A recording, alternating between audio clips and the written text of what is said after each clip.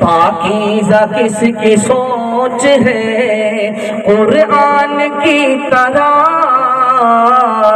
ملتا ہے کون موت سے عثمان کی طرح، رکھا ہے کس کے سر پہ حیاداریوں کا تاج، آنکھیں ہیں کس کی عرش کے مہمان کی طرح، کس ہاتھ کو نبی نے کہا ہے غنی کہا، بیعت ہے کس کی بیعت عثمان کی طرح، بیعت ہے کس کی بیعت عثمان کی طرح۔ حضرت امام حسین پر آئیے، 3 پیغام آپ کی خدمت میں آ رہا ہے، جلدی سے نکل جائے گا۔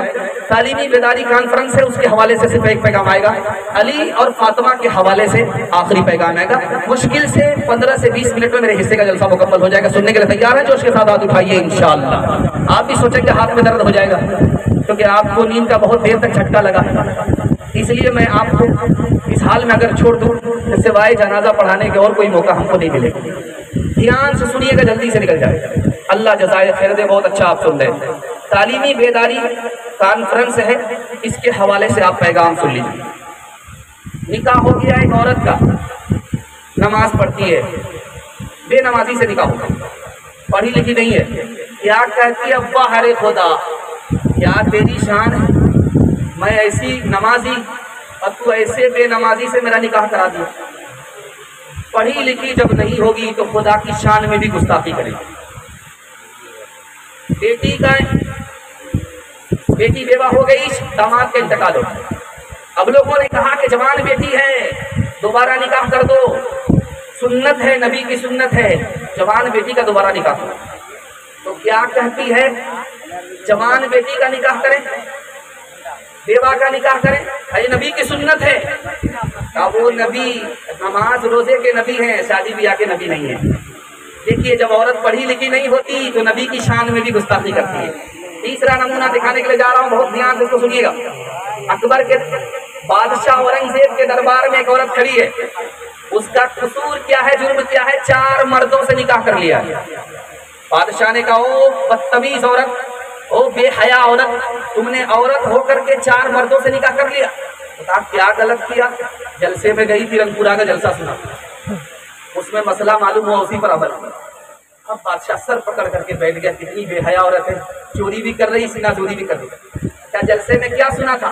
کیا سنا یہ تھا کہ لوگ زنا کیوں کرتے ہیں جبکہ 4 شادی کی اجازت ہے؟ یہ مردوں کے لیے کہا تھا کہ عورت کے لیے کہا؟ ہم اس کے بعد تو ہوٹل چلی گئی تھی حلوہ پوری کھانے کے لیے، میں نے یہی تک سنا۔ تو بادشاہ نے کہا آئندہ پورا بیان سننا، ادھورا بیان مت سننا، آدھا تیتر اور آدھا بٹے۔ جب عورت پڑھی لکھی نہیں ہوتی اسلام کا مذاق اڑاتی۔ چوتھا نمونہ دھیان سے سنیے گا، مرد 1 طلاق دیا، عورت کھڑی ہے، 2 طلاق دیا، عورت کھڑی ہے، 3 طلاق دیا، عورت کھڑی ہے۔ تو مرد نے کہا آپ جاتی کیوں نہیں ہو؟ تم کتنی بھی طلاق دے دے میں طلاق لیتی ہی نہیں۔ دھیان سے سنیے گا، چوتھا نمونہ آپ کی خدمت میں آ رہا ہے۔ لکھنؤ میں ایک بہت بڑے عالم تھے، اپنی بیوی سے جب خفا ہو گئے تو کہا تو بہت بدتمیز ہے، میرے یہاں رہتے ہوئے تو بوڑھی ہو گئی لیکن ابھی تک تو سدھر کر کے نہیں دیا۔ کیا کمبخت تو ہے، کمبخت میں نہیں، اگر میں کمبخت رہتی تو میرا عالم سے نکاح نہیں ہوتا، کمبخت تو ہے کہ جاہل سے تیرا نکاح ہوتا۔ آخری نمونہ آپ کی خدمت میں ہے، رات کا وقت ہے، صبح ہو رہی ہے، بادشاہ کو 4 بیوی، معلوم کرنا تھا کہ کون پڑھی لکھی ہے کون جاہل ہے۔ پہلی بیوی کے پاس آ کر کے کہتا ہے کہ صبح ہو رہی، کہاں ہو رہی ہے؟ کیسے پتا چلا؟ کہا کہ منہ میں پان تھا، مزہ بدل گیا۔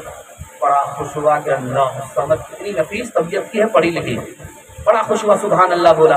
اس کے بعد دوسری عورت کے پاس آیا، کہا کہ صبح ہو رہی، کہاں ہو رہی؟ کہا کیسے پتا چلا؟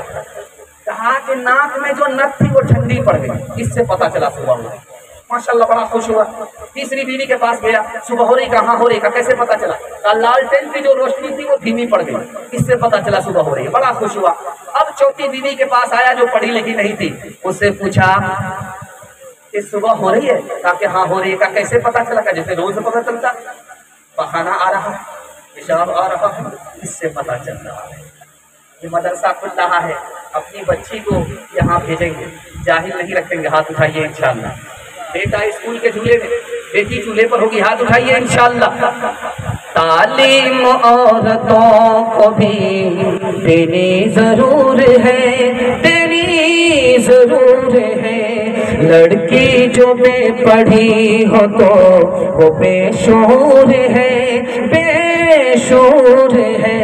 उसने मुआशरत में सरासर फुतूर है, और इसमें वालिदैन का बेशक कसूर है, बेशक कसूर है।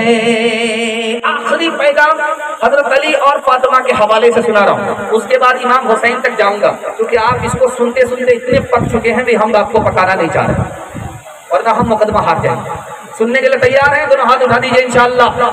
सब काम पहले होगा, निकाह बाद में करेंगे। हाथ उठाइए इंशाअल्लाह। अभी भी उठा। हम तो 12 बज जाने के बाद आए हैं, ध्यान से सुनिएगा, जल्दी से निकल जाए। हजरत अली ने अल्लाह के रसूल के पास आकर के एक सवाल किया, ये बताइए अली से आपको ज्यादा मोहब्बत है या फातिमा से ज्यादा मोहब्बत है? सवाल देखिए कितना खतरनाक है, लेकिन अल्लाह के रसूल ने कितना प्यारा जवाब दिया, आपको सुनकर कह रहे थे। अली दामाद है, फातिमा बेटी है। अली का सवाल है, दामाद का सवाल है कि ये बताइए कि फातिमा से आपको ज्यादा मोहब्बत है या अली से ज्यादा मोहब्बत है? अल्लाह के रसूल ने कहा कि अली, फातिमा से ज्यादा मोहब्बत है, आपसे ज्यादा फातिमा से मोहब्बत है, लेकिन फातिमा से ज्यादा आपकी इज्जत है। दूसरा सवाल सुनिए, ध्यान से सुनिएगा। फातिमा आई, या रसूल अल्लाह, आपने अली से मेरा निकाह कर दिया, अली की तो आंख कमजोर है। कहा बेटी, अली से तुम्हारा निकाह हुआ है जो मेरे खानदान में सबसे पहले इस्लाम लाया। बेटी, अली से तुम्हारा निकाह हुआ जो मेरे खानदान में सबसे ज्यादा इल्म वाला था। बेटी, अली से तुम्हारा निकाह हुआ है जो मेरे खानदान में सबसे ज्यादा अखलाक वाला था, नरम आदमी था। बेटी, सूरत को मत देखो, सीरत को देखो। फातिमा आ गई, अल्लाह के रसूल ने कहा बेटी ये बेमौका कैसे आई? तो अली से खफा होकर कहा कि बेटी, अली तुम्हारे शौहर हैं, मैं तुम्हारा बाप हूं। अली की इजाजत के बगैर मेरे घर में अगर कदम रखोगी तो दरवाजा बंद मिलेगा, खुल नहीं सकता। बेटी, इसी वक्त जाओ, अली से माफी मांगो। अगर तुमने माफी नहीं मांगी, अली ने तुम्हें माफ नहीं किया, तुम्हारा इंतकाल हो गया, बेटी मैं जिंदा रहा तो तुम्हारी नमाज़े जनाजा पढ़ाऊंगा भी नहीं, पढ़ूंगा भी। तीसरा नमूना जरा ध्यान से सुनिएगा, किस तरह उन लोगों ने जिंदगी गुजारी। अहले बैत का इस दुनिया से कैसा ताल्लुक था, ये दिखाने के लिए जा रहा हूं। अली ने कहा कि जल्दी से जाओ फातिमा, नबी के पास गुलाम आए हैं, बांदी आई है, नौकरानी आई है, एक नौकर लेकर के आ जाओ, एक नौकरानी लेकर के आ जाओ। फातिमा गई, वापिस आ रही है। अली ने पूछा कि खाली हाथ आ रही हो? कहा दुनिया लेने के लिए गई थी और अल्लाह के रसूल ने आखिरत दे दी, तस्बीह फातिमा दे दी, मैं उसको लेकर के आ रही हूँ। तो देखिए दामाद कितना बड़ा दीनदार था, उसने कहा मुबारक हो, इससे बढ़कर के तुम्हारा कोई दिन अच्छा हो ही नहीं। सोने की अंगूठी शौहर को शौक हुआ, अली को शौक हुआ, सोने की अंगूठी फातिमा के हाथ में पहना दिया, उंगली में पहना दिया। अल्लाह के रसूल ने देखा, फातिमा ये सोने की अंगूठी पहन करके तुम दुनिया से ये कहलवाना चाहती हो कि नबी की बेटी की उंगली में आग जहन्नम की है? इतना सुनना था। फातिमा ने उस अंगूठी को खोला दे। फातिमा के पास पैसा आया तो शौक हुआ, अपने बेटे को चांदी का कंगन पहना देते हैं। हसन के हाथ में चांदी का कंगन, हुसैन के हाथ में चांदी का कंगन। अल्लाह के रसूल ने देखा, फातिमा ये क्या है? इतना बोल करके चले गए। फातिमा को समझ में आ गया, मेरे वालिद को ये पसंद नहीं है कि नवासे के हाथ में दुनिया हो, चांदी का कंगन हो। फौरन कंगन को उतारा, सदका कर दिया। वो बच्चे रोते हुए नबी की खिदमत में आए तो अल्लाह के रसूल ने कहा मैं चाहता हूँ कि मेरा नवासा है, दुनिया की ज़ेबो ज़ीनत से ये दूर रहे। ये दुनिया उसके लिए है जिसके लिए वो दुनिया नहीं, ये दौलत उसके लिए है जिसके लिए वो दौलत। आपको सुनकर के हैरत होगी, नबी की बेटी है, شہنشاہ کونین کی بیٹی ہے، لیکن غریبی کا یہ حال ہے کہ دوپٹہ جو اوڑھے ہوئے ہے تو سر اگر ڈھانکتی ہے تو پیر کھل جاتا ہے، اگر پیر ڈھانکتی ہے تو سر کھل جاتا ہے، لیکن صبر کیا ہے مصیبت پر، شکر کیا ہے نعمت کے اوپر۔ ہاتھ اٹھا کر کے وعدہ کیجئے اپنی بیٹی کو فاطمہ جیسی بیٹی بنائیں گے۔ ہاتھ اٹھائیے انشاءاللہ، بیٹی کی طرفداری میں داماد چل جائے گا۔ ہاتھ اٹھائیے انشاءاللہ۔ افلاس سے تھا سعید پاک کا یہ حال، گھر میں کوئی کنیز نہ کوئی غلام تھا، گھسے گھسے گئی تھی ہاتھ کی دونوں ہتھیلیاں، چکی کے پیسنے کا جو دن رات کام تھا، اٹ جاتا تھا لباس مبارک غبار سے، جھاڑو کا مشغلہ جو ہر صبح و شام تھا، یوں کی ہے اہل بیت مطہرین زندگی، یہ ماجرائے دختر خیر الانام تھا۔ پیغام ختم ہو گیا عورتوں کے حوالے سے۔